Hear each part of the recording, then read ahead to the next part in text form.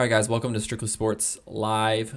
We are back again this week to kind of recap the championship weekend games. It's going to be another three-man show. Aggie's not feeling well tonight, so we'll be running it with just the three of us. We're basically just going to run through the games and then maybe talk a little bit about some players and their futures, and then a little bit of the head coaching swaps that have taken and the new hires. So let's start off with the Chiefs-Bills.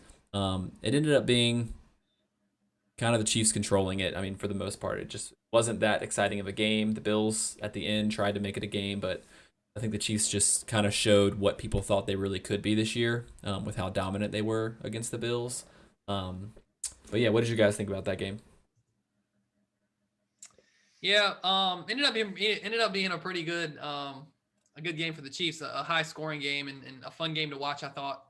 But to me, it showed what the Chiefs I've thought of the Chiefs all year, and I've just and to me what they really have been and what they're capable of, and a little bit about what the Bills have been in the postseason, which is just a little bit disappointing for them. Um, I just keep hearing all this talk leading into the game and in the last like month of the season because the Chiefs played a bunch of close games that all these commentators are like, I don't think they're as good as last year. I think they're ripe for an upset in the playoffs. I don't think they're going to do it. And I'm just sitting back looking like I think they're easily better this year than they were last year. And it's all because of, and I've been saying it all year, this defense has been improved from last year. The offense is always going to be good. Maybe the numbers don't look as good as certain in the past couple years, stats wise, maybe the points per game or whatever. But this team moves the ball whenever, up and down the field, whenever they want to still. As long as they don't turn it over and nothing crazy happens to Mahomes, they're going to move the ball up and down the field. They're going to be just as good. Splitting hairs on what year offensively they're really better to me if you really watch them and not just follow the stats. Yeah. But watching their defense play this year was the difference. And their defense came out and played great. They got pressure on Josh Allen. Bills had trouble moving the ball.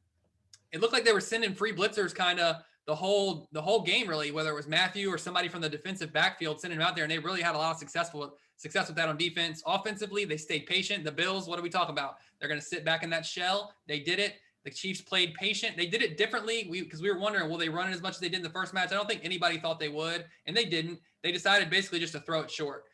Throw it short and then let the guys run long, which Hill got. They ran some gadgets where they got some guys, receivers running some end arounds and some stuff, got them loose on the outside to really make the big plays as opposed to throwing over the top of that shell, which you really can't do. So they stayed patient enough with it, move the ball all day up and down the field, and their defense just looked so good. And that was the reason I think they dominated the game as opposed to winning a close shootout, high scoring game. I was just really impressed with that defense, and this is what I see from the Chiefs and why I don't think there's any stopping them really because of what they're doing on both sides of the ball this year as opposed to in past years. To me, just one side of the ball. Yeah, really, to me, the game shouldn't even have been as close as it was because if you look back, the Bills were spotted kind of 9 points off of the botched punt.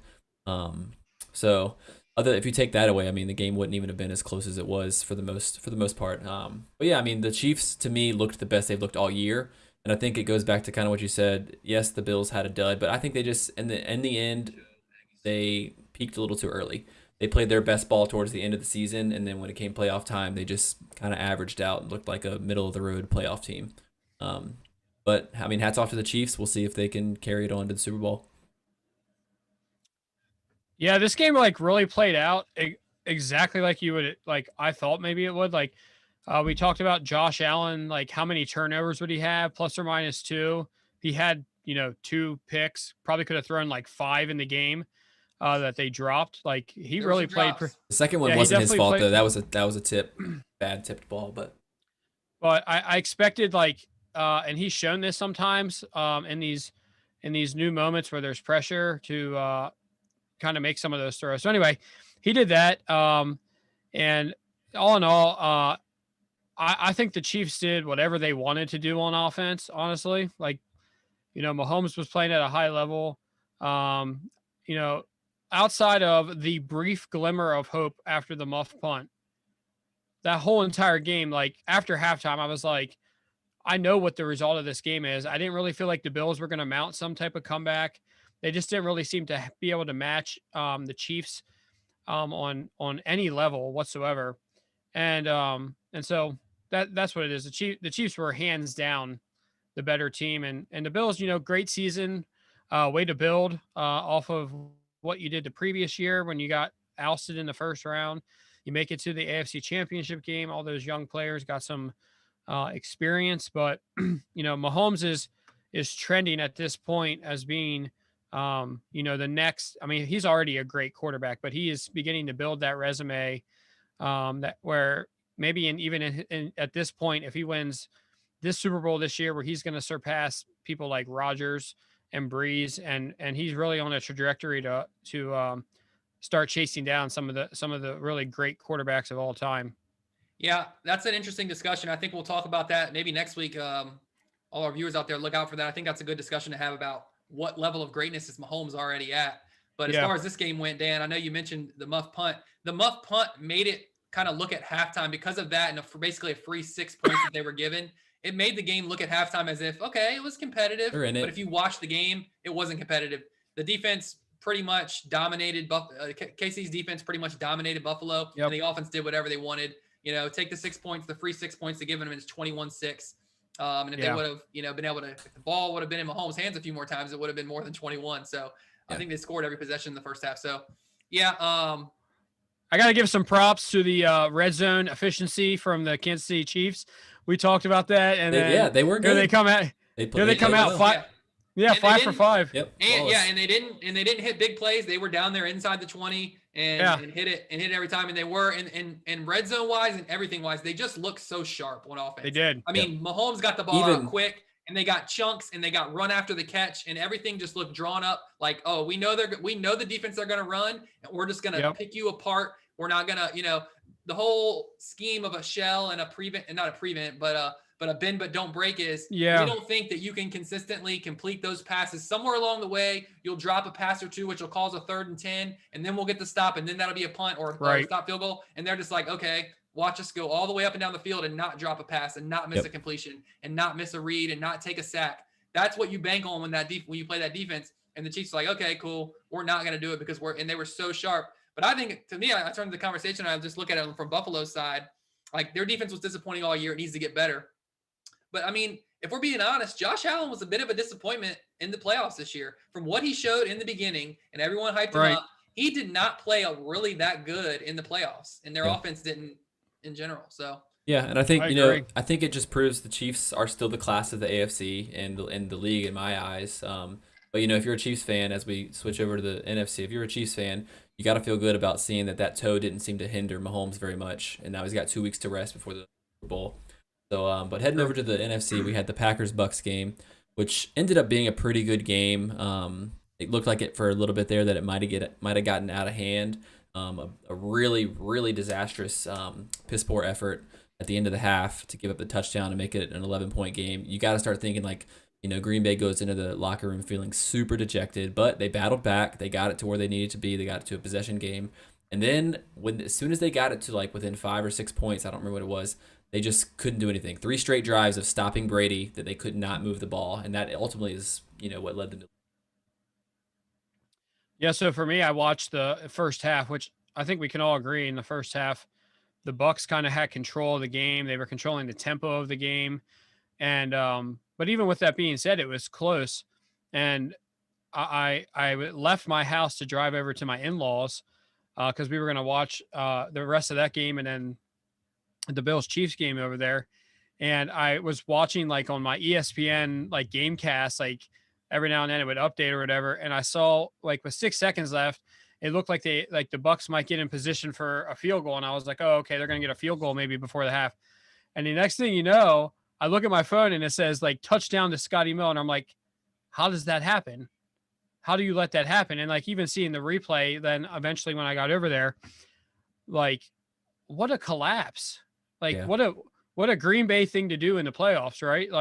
It was classic Green Bay. The whole game was classic Green Bay, and that play, the 2 plays at the end of each half, the decision by the coach, them not to be able to get a single yard on the first 3 downs there, and then the play at the end of the half kind of sums up what Green Bay is, and I think a lot of it has to do with the coaching. I have heavy criticism for LaFleur.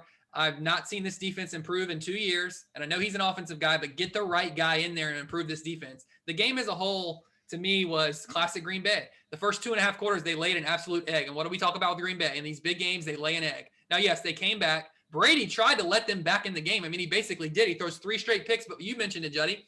Their offense on 2 of the first 3, they go 3 and out each time.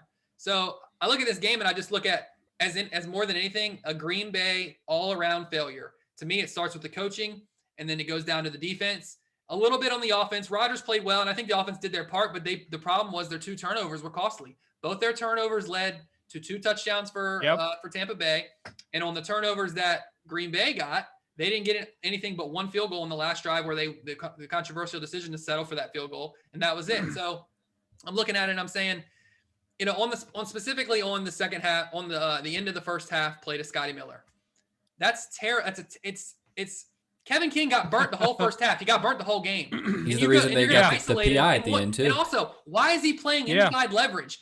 Why, when you know they're trying, you would think they're trying to get an outside pass. They had no timeouts to get out of bounds for 5 or 7 yards for a field goal, which is what most teams do.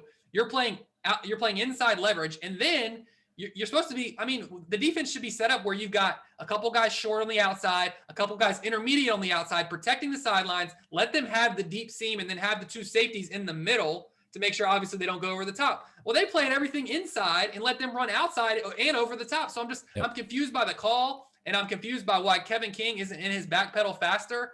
That dude was terrible all game. He got burnt up and down the field. He looked like I said, about pretty much their whole defensive backfield for the Packers. We were worried about their front getting run on. Well, they didn't really get run on. They got thrown on because their DBs look like junior varsity players against varsity receivers. The play to Godwin in the first half where he just goes up over the guy. He's covered. Yeah. Brady just throws it up for grabs, and Godwin goes and just kind of pushes him aside and makes the play. Godwin can't catch a pass when he's wide open, but he can catch that. You know what I mean? Yeah. Like, I'm sitting there thinking to myself, And he made the plays. And he made the plays. And I just look at it defensively. It was a total failure from Green Bay. Yeah, they got the turnovers in the second half. But to me, a couple of those really were just Brady making really bad decisions. I don't necessarily, and my takes. We've had discussion on turnovers. To me, 90% of the time, I blame the offense. I don't give the credit to the defense. I blame the offense. Their turnovers. One of the things I wanted to say about the two of the Brady picks, they were glorified punts when he threw them. It was third down. He threw it so far. He threw it down the field where by the time the ball got caught, they were tackled. It was almost like a punt anyway. Yeah. So I'll be honest, I don't know that he really played that amazingly well though of a game like Brady in my eyes. He missed some pretty bad throws, especially in the second half. I thought he played a good first half and a bad second half. Yeah. Like a really good first half, really. But the second half was pretty bad. Yeah. So he missed Mike. Was it Mike Evans? He missed down the seam where he threw it high and then he tipped it. He overthrew Mike Evans on that. Yep. The ball came out of his hand in the second half. Several balls just came out fluttering. And I'm like, And I don't know if it was a grip issue or what, but to me, it came down to me. I give Brady credit. He played a really good first half. Like I said, their offense came out with a good game plan. I think they said, for whatever reason, we thought the Bucs needed to run the ball to move it. And they were like, nah, we don't think we do. The first drive, they came out and got like 3 yards of carry, and they were just getting 3rd and 4, and they were converting the 3rd and 4s. But at the end of the day, the passing game is what put up their points. And just a total meltdown from Green Bay to me. That first 2.5 quarters, the play at the end of the first half, how bad their defense looked in general the whole first half, to give that up to an offense that really hasn't been that explosive and has had their struggles. Green Bay's got to get this figured out, and I'll be honest with you, moving forward, we're going to talk about Rodgers and his future. But for me, I look at the head coach. I don't know if they've got the head coach in there to win a championship. They've got the talent.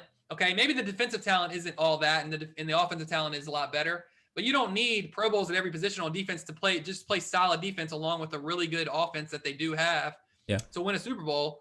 And I think LaFleur, they don't look physical. The decision at the end was against the good teams. Was bad. They don't look physical. That's an issue from the head coach to me. And defensively, they look out of sorts in the big games. And offensively, they don't play up to what they have when they do throughout the regular season. So I don't know, man. I'm trying to figure out. You can't play afraid like that, though. You can't make a call. Let's talk about the decision at the end. I'm not even talking about that. I'm talking about preparation in the big games. That's a game management issue, though. That to me, I was like, everybody on Twitter was like, "Is Mike Tomlin coaching the Green Bay Packers right now?"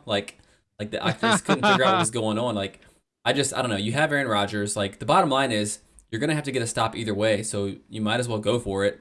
Have them pinned back there if you don't get it. And then you still got to get the stop. So why don't you just go for it? I don't get it. Well, worse than that is the 2-point conversion before that or whatever that they went for. Which should have been caught. Should have been caught. But it was still not the right call. But it caused them to need a touchdown or whatever instead of just a field goal at that point in the game. And And do you think if they're only down 4 instead of 5, where you don't have to worry about if they're only down 7 instead of 8, Do you think they probably go for that? I think they probably do. Probably do. Because you're part of the reason that I don't think it was as bad a call as some people do for him. He'd rather win than tie. Right. But part of the worry when he kicked that field goal, part of it is, okay, even if we get the touchdown, if we don't get the 2, we still got to score again. Exactly. Right. And so, but if you're only down 7, you're like, we're going for this because we know if we score, we're going to tie. The risk reward is bigger because the reward isn't. It's the same mentality as the 2-point conversion necessarily thing with the analytics. tie. It's like, oh, well, you can win it in regulation or you can tie it. So that he would have been tied if they didn't get it and they were down 8. If they get the stop and score, they're still only tying it. Whereas kicking the field goal, if they score after the stop, they win. So it doesn't go to overtime. I'm always wondering, like, in that situation, I always ask myself, what would Doug do? You know, Doug would have. We know what Doug would have done. Well, Doug goes for everything. That's his problem. He doesn't know when not to. I mean, I'm not, and y'all know me. I'm not a guy who I know is a go for it guy or a 2. I hate that these teams go for. To me, unless you're down a 28 plus points like early in a game. To me, there's no reason to go for 2 until the 4th quarter. Because you just take your points. You take your points all the time. I don't care if it's mid-3rd quarter and you just want to get it tied because it's 21-19 and you think, oh, let's just go ahead and go for 2. Yeah. Like, there are plenty more points to be scored in a game in the mid-3rd quarter. Just that point was not the right time. Yeah. The guy should have caught it, to be honest, but you don't go for it there. So let's talk about that then. Obviously, we saw it happen in the game, and the Bucs are heading to the Super Bowl. I think personally they'll have to play a lot better than they did because the Chiefs will not let up on them like that offensively, like the Packers did. I have a question about the Bucs defense because we've seen for 2 straight weeks now the Bucs defense kind of carry. Yeah. Is the Bucs defense maybe a little bit better than we've given it credit? Like, for me personally, I don't want to get too much into previewing, but we were talking about kind of game speed. Well, at the beginning of the game, it looked like everybody was slow, but then the Bucs defense came out and they looked like they were flying around. To me, it's more than their full defense. To me, the thing I've noticed, and I'll keep it brief so we can kind of move on, but is their defensive line has been tenacious. Their defensive line reminds me of the Giants' defensive lines from the Super Bowl years when they literally every play you have the quarterback in shambles trying to get rid of the ball, and they did it to Breeze, and I didn't see them do it so much to Heineke. But I think they played a little soft against Heineke, thinking that they didn't have to really try, and it kind of backfired a little bit. But the last 2 weeks, like you said, we've seen their defensive line getting crazy amounts of pressure, and it's really putting QBs into a fit. So hopefully, a little bit of a preview, but hopefully Mahomes' toe isn't an issue, so that he does have that mobility to kind of use his escapability. Yeah, just real quick on their defense, I think it was just inconsistent this year. I think they showed at times to be like a top 5 type defense. Yeah. And I love Todd Bowles as the defensive coordinator. So I think they've gotten their issues handled. They did all this without Antoine Winfield. We talked about how important he is. Yeah, that was pretty impressive. So you figure, so I wasn't totally surprised because I was a little surprised. I thought they wouldn't be. I mean, I thought their defense was the difference in that second half of why they were able to hold on after Brady's picks. But I just think they were inconsistent, but in no way did I think that, they weren't capable of good performances because they've got some talent and Todd Bowles is a real good DC and they've shown the first 6 weeks or so that they can play really good defense. So, Hey Jody, we got a comment from a viewer regarding why Brady's ball was fluttering, and this is from one Greg Ferry who said they overinflated the ball at halftime, so that might have been why the ball was fluttering for Brady. Yeah, they didn't take enough air out of it. So it was the ball in the first half was deflated then. Okay, slightly, yes. All right. Makes sense. I want an investigation launched right now. So talking about quarterbacks, can't handle another deflate gate. Talking about Aaron Rodgers specifically, among other things, and we can kind of talk a little bit about other quarterbacks as well. But there was the whole thing about he said futures are uncertain. But I will say that even though we're talking about this, that he did come out on Pat McAfee's show this week and said there's nothing to that. I fully intend to be back, and the CEO of the Packers was like, he's not going anywhere. You guys we're not idiots. We're not he's not going nowhere, which we all believed.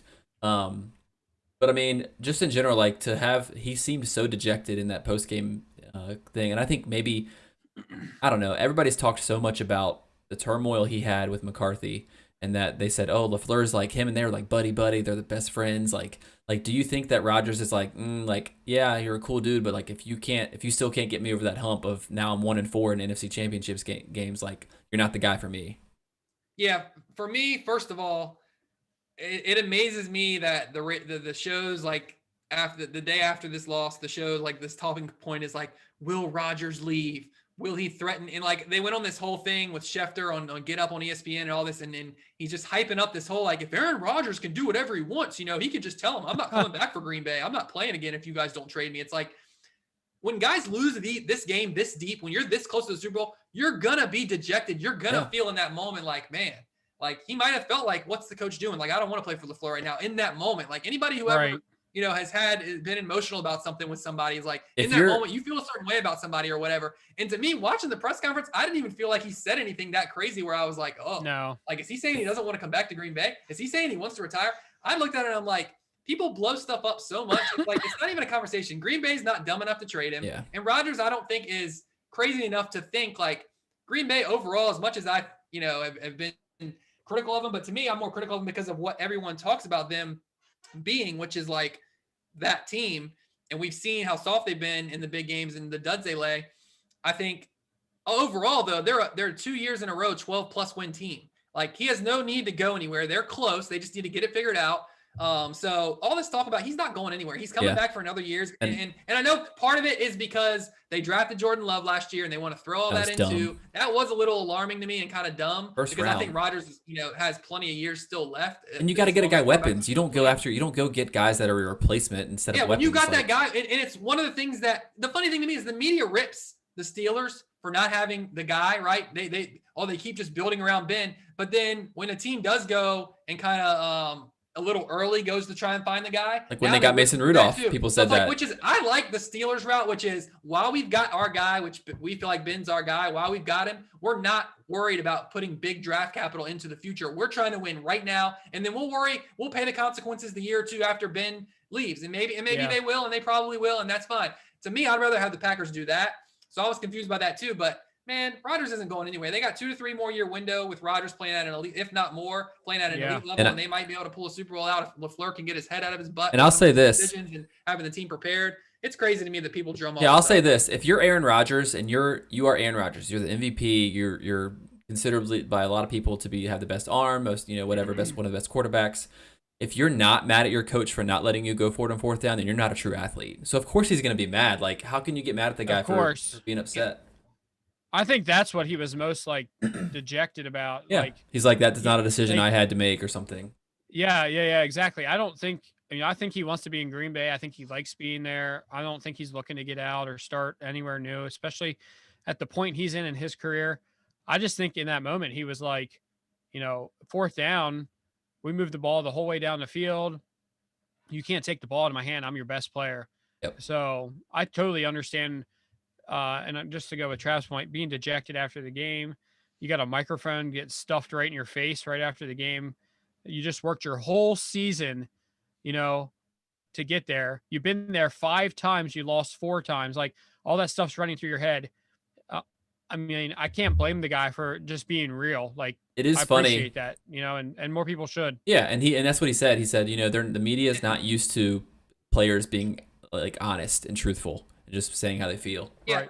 But I mean, even that, like y'all are, even the way y'all are talking about it, it's like, I'm not saying y'all are saying that, but it just sounds like we're sitting here talking about a guy who came out and said like, our coach is terrible or something. Like he didn't even say anything really. He just looked, it was just, you know what I mean? Like to me, it was just so overblown even from that standpoint. So, and Rodgers has always been the guy who's shown some attitude in the definitely. Like he's been the one guy who isn't like a statue up there, and he'll say some smart stuff. So he'll say some stuff where it's like, oh, that's kind of he's kind of a jerk. You know what I mean? Like so, it's not surprising that he would even go that far. But in general, I didn't really think he said anything that made me think like very much of anything like he was mad at the coach or whatever or anything like that. So yeah, I mean, do you think that this? Go ahead, Joe. I was just gonna say, like in our amateur years of playing sports, whether it be high school, club, and all that stuff, like. After a big loss in a championship thing like that, like someone expects you to talk 15 minutes later and to like not be some kind of way or dejected. Like I mean, I remember times just playing like pickup games and being pissed off for 30 minutes, but not wanting to talk to anybody. Like, let alone being in like that stage in your career, like all that money's on the line, all that like your legacy's on the line. I don't know. Yeah, when you're a real competitor, you hate losing. There's actually a great story of how pissed Juddy got.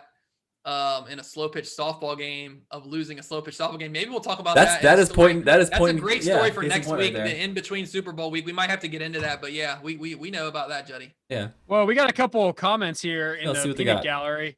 Hold on here. So first thing we got Zach Wire calling right now. He said Brady's going to have an easy dub in the Super Bowl. And I responded to him and said, whoa, easy win. He responded with, think about it. Brady is not going to let it be a win for the Chiefs.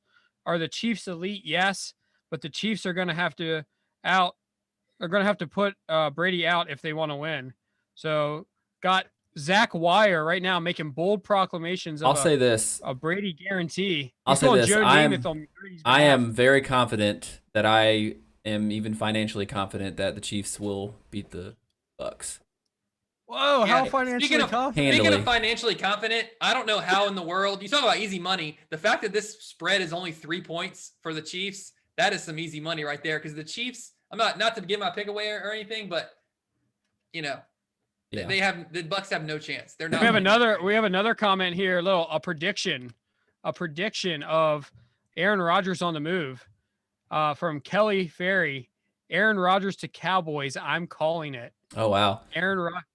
That's definitely not happening. That would be a blockbuster move though. That'd be crazy. That would be a blockbuster move because they're not in love with Dak. They've shown that, but I guess I don't know what we got to talk about or like we have something else. But the big thing is this is like the first year I can remember in a really long time where it feels like there's going to be tremendous quarterback movement in the NFL. Well, I'll say this, like to go with that, I was just thinking this week about how the NFL is really trending, and it has been for a good number of years, maybe 10 years or so. It's really trending to the team hopping league, kind of how like the NBA is as well, and like Major League Baseball, where it's like guys just aren't lifers for their team anymore. And this year, we're really seeing it with the quarterbacks.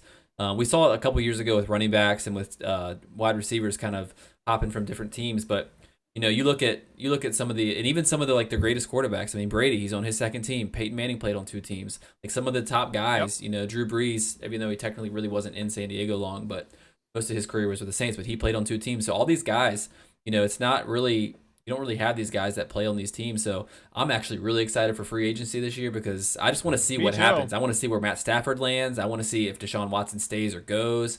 I want to see, what these people do. So I hope the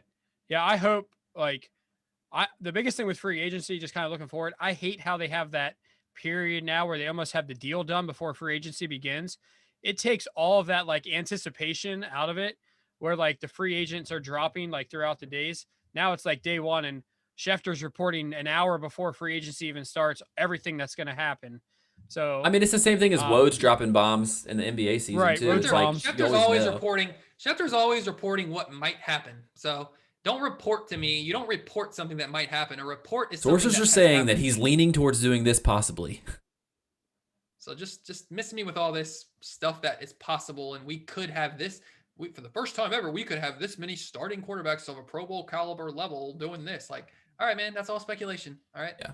Well, I think we at least know. Happens. I think there's a high likelihood. We know Stafford's going to be shopped at the very least. They've already agreed to mutually part ways. Watson, I still think is 50-50 because Houston can control whatever happens. But if he has it his way, he's probably gone. Yeah, but if he has it his way, he wants to go to the Jets. Like, I understand, like, he wants to play for Robert Saleh, and, like, they say he really respects him. But, like, who wants to go to the Jets? Buddy. Like, why would you want to go to the Jets, ever? I don't care, like, who the head coach is. I don't care if Bill Belichick went to the Jets. Why do you want to go to the Jets? I don't get it. But, I mean, there's still a lot of things left to be seen, too. I mean, Phillip Rivers retired as well, and who's going to end up with the Colts? Is it going to be Carson Wentz possibly? Matt Stafford. One thing I would love to see, Matt Stafford to the Colts. Everybody seems to see that's what they want. Win the Super Bowl next year. That's what everybody wants, because they say that he's never had a 100-yard or a 1,000-yard rusher on his team in 12 seasons playing. That he's never had a running game to support. The Colts are a quarterback away from a Super Bowl contention. I mean, it's hard to not pick any. It's hard to say anybody can beat the Chiefs right now. And, right. I would still put my money on the Chiefs in minus anything drastic happening in the offseason. But like, I put the Colts right there next to them if they got Stafford and it gelled offensively with the first year. Yeah, and in the chat right now, I mean it's hopping right now. So people, Gary Leitner thinks Stafford to Indy is a real possibility. And then Matt, that's what people want. They want to see that. Matt Ferry, aka Shabubi, for anyone who doesn't know, said that no one should ever want to go to the Jets. So exactly, I agree with Matt, you, Matt. We all agree with you, buddy. We all agree with you. He must have hit his head a little too hard if he's requesting these athletes these days, man. It's like Le'Veon Bell, Yep. It's like all these athletes who force their way out.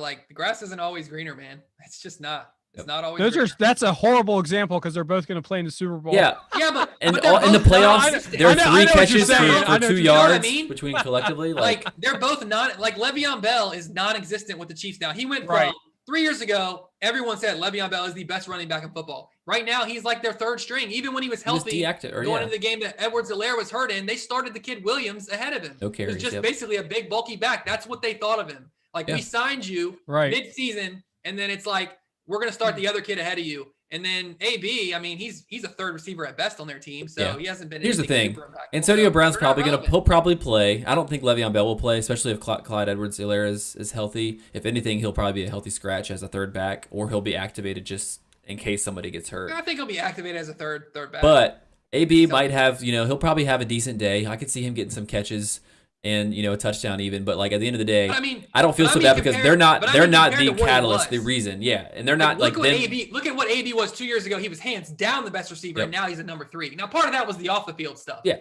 but he was never going to go to Oakland and put up the kind of numbers he put up at Pittsburgh. Yeah, I'm not going to be one of those. I'm not going to be one of those sour Steelers fans who are like, "Oh, AB and Le'Veon are in the Super Bowl." Obviously, I'd probably prefer Le'Veon over AB because of the way he left. But at the end of the day, like they're not the reason that those teams are in the Super Bowl, and they're not the reason they're going to win the game. I could go down the depth chart and name the backup left tackle that's in the Super Bowl too. They're just as relevant as these two guys. So exactly, that's exactly. They're not relevant. They're not relevant to the Super Bowl. What else you got, Dan? Oh man, they're fired up. Greg Ferry said Brady didn't miss AB, which I agree with. There's some part of me that thinks that force feeding, like a little bit, yeah. But I have this like conflicting feeling where like I think Brady has a lot of trust with AB, more so maybe than some of his other receivers. But the problem that I have is like I agree with that too, Dan. But we know why that is. He's so far up AB's butt, he can't even see straight. Yeah, I know, but I feel like Evans and Godwin have dropped so many balls that he's a little like he'll throw the ball there, but it's a little bit gun shy. He trusts AB's hands, I think. Yeah, he trusts AB's hands, and I also think he trusts Scotty Miller's hands a little bit better than he does some of those other guys. So like how Brady is, man. He'll use whoever's open. The other thing we got, Gary Leitner said, best quarterback and best coach winning the Super Bowl, and they're both in Kansas City. I definitely think probably the best quarterbacks there. Andy Reid is getting up there as being the best. One of the, he's obviously a great coach. I don't know if he's the best coach. I think so. Bill Belichick let me ask you this though. Let me ask you this, Dan. Bill Belichick. Yes, I agree. He's had a lot of success. He just had a non-winning season. Andy Reid, when he left Philly and he went to the Chiefs, he pretty much immediately made them a playoff team back to back to back every year with Alex Smith, who's a middle of the road quarterback. He's, to me, in my eyes, from a success standpoint, what he was able to do leaving from one successful franchise who made a Super Bowl to another successful franchise who made the playoffs like regularly, and then now has won, probably back-to-back Super Bowls. I don't know. He's kind of climbing up there for me, and I'm starting to have a lot more respect for Andy Reid than I did initially. I used to think he was like, okay, he's just with Philly, whatever, he's just kind of there, but. I like Andy Reid a lot. I think that the course that played out in Philly was exactly probably how it needed to play out. Near the end, Philly wasn't really doing a great job of getting talent for Andy. We didn't have really great anything. And even McNabb wasn't, McNabb was probably the best quarterback that we had to that point, but he's not Patrick Mahomes. You know what I mean? Andy Reid has the best quarterback he's ever had, and it's showing what you can do when you match a really good, great coach with a great quarterback. And that's what Belichick and Brady did for all those years. And Andy Reid and Patrick Mahomes are going to have a chance to go on a run. Yeah. And if Mahomes stays healthy and they're able to kind of keep that thing going with talent, they have a chance to probably match or get close to what Brady Belichick did. Yeah. So. But that's pretty much all we got for this week. Look out for our show next Tuesday. Obviously, this weekend is the kind of the bye week before the Super Bowl. We do have plans to do a pregame show for the Super Bowl. We don't know exactly what time yet, but that will be on Super Bowl Sunday, where we will be live. So look out for that. But thanks for joining us. Be sure to find our podcast on Apple Podcasts and Spotify podcasts as well, and you can find it on YouTube and Facebook. So that's going to wrap up our normal show. Let's continue this conversation in our post show.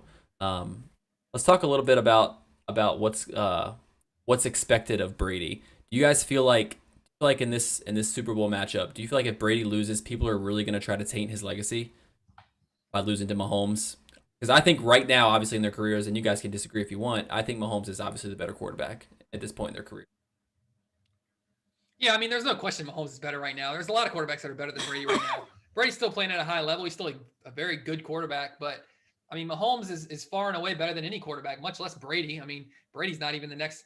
There are plenty of quarterbacks in between, like I said. So it doesn't taint his legacy if he loses. I mean, the guy's won 6 Super Bowls. He's already lost 3. What is he, 6-3 in the Super Bowl? So he's got multiple Super Bowl losses. He's going to 6-4. And the fact that you have a record of 6-4 in a Super Bowl, like that's crazy. Most people's records are like 1-1 or 0-2. Like, you know, you get to 2 if you're lucky, or you get to 1 if you're lucky. Yeah. This guy's been to 10 of them. So he's the media's darling. He can do no wrong. Everyone's going to act like he's the reason that they win. And when they lose, it'll be somebody else's fault. Let's face it. He was not the reason they won this game, the NFC game. He's not really the reason that they're in the Super Bowl. The reason they're in the Super Bowl is because getting him, yes, was an upgrade and made them a solid playoff team.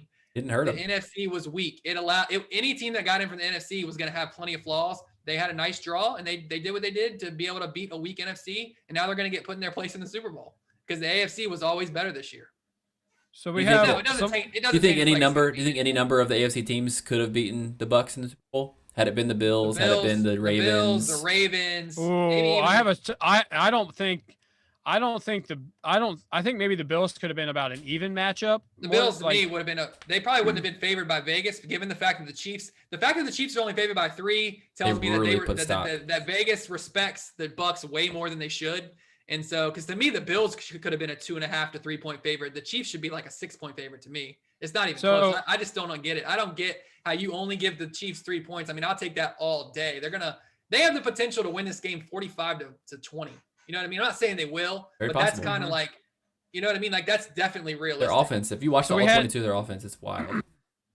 We had, I want to hear what you guys think about this, because there is like kind of the theory out there that like, you know, you're defined by like your latest achievement, or like, you know, the next Super Bowl is the one that defines you. But Zach Wire said Brady has more at stake in this Super Bowl than any other because this Super Bowl will define him. Who is this Zach Wire character? And these comments are nuts. It's his 10th Super Bowl. He's 44, 43, whatever. This one doesn't mean anything, man. He's already defined himself. They're saying that because it's the debate that the media is putting out there of like, oh, can he win one without Belichick?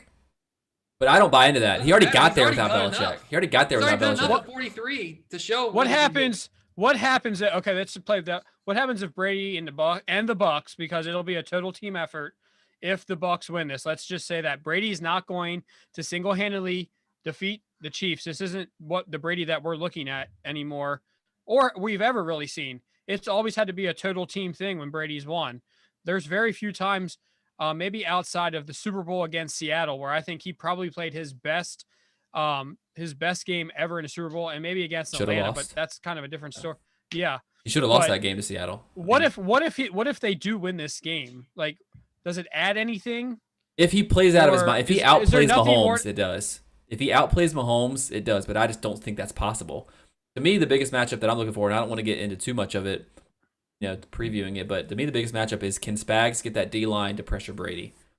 You know, is he gonna use his old New York magic and have Brady's number again? Because yeah, Brady has the offensive weapons to be able to move the ball down the field, and we know Mahomes can move the ball down the field. But is that defensive line of the Chiefs going to get pressure on Brady? And if it is, he's going to crumble into a ball.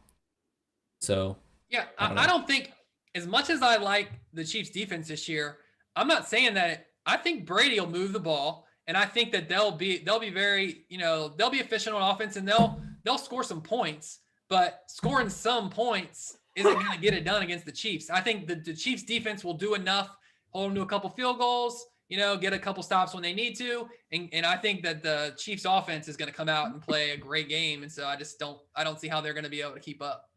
All I know is that y'all say that I'm a big Brady lover, but this Zach dude, he loves Brady more than I could ever love him. And you probably need to send your GIF to him, Juddy, that you sent to me the other day. Yeah, I'll have to send him that giraffe. About Brady Did you just call it a GIF?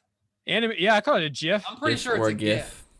Doesn't matter. There's no. Are we gonna get into a pecan here thing here? We might have to. Yeah. It's yeah. the actual the correct pronunciation is GIF according Yeah. to people that it really matters to. It's a GIF. But for Like people me. like me, I'm GIFing all day long. Jif is a brand of peanut butter to me. It's And true. a very good one, by the way. The brand of peanut butter, which is a whole nother discussion. Creamy, as well. not crunchy. Let's Yeah, settle that. agreed. Agreed. But yeah, I mean, I don't But know. back I think to Dan's point. What's your point here, Dan, about what this guy thinks of Brady? Well, no, he's just firing stuff off to try and get us fired up, and I appreciate him. I appreciate him doing that, but we got to realize that we're in 2021. is he your burner account, Dan? Is this guy your burner? No, on not at Facebook? all. You can, yeah. Gary Leitner said Zach loves Brady more than Giselle does. That's true. Does he love it more than his son does, kissing him on the lips? And more than likely, he would plan a kiss on him longer than his son did. So that's all good. He's playing some serious lip-to-lip kisses on his 9-year-old son. We're not talking about a 2-year-old. We're talking about his 9-year-old son. Like, come on, Tom. I saw a meme Anyway. on Twitter about that. It was funny. I just think that if Tom Brady goes out and wins, this game, It means more than if he loses. he does. Yeah, exactly. It means more if he wins than if he loses. That's Yeah. really Yeah, the and let's point. not forget here to bring my point home about why Brady was not the reason that they won this game, because I think Matt Ferry I saw the comment from him in Facebook that said if Brady throws 3 picks again, they'll lose. Which definitely they'll lose. That's very true. Let's not 100%. forget he threw 3 picks. He tried to. I mean, he put Green Bay back in that game and said, "Here, come back in it." And Green Bay just couldn't convert. So let's not act like Brady was like the guy and No. they were on Brady's back that took him to this Super Bowl and this championship game, because he had a bad second half. That wouldn't have been the narrative, though. I The agree. media would not have spun it. If Brady had thrown like those picks, which really got them in the game, if they had come back and lost that game, that wouldn't have been the narrative that Brady cost them the game. When really that kind of is what it would have been.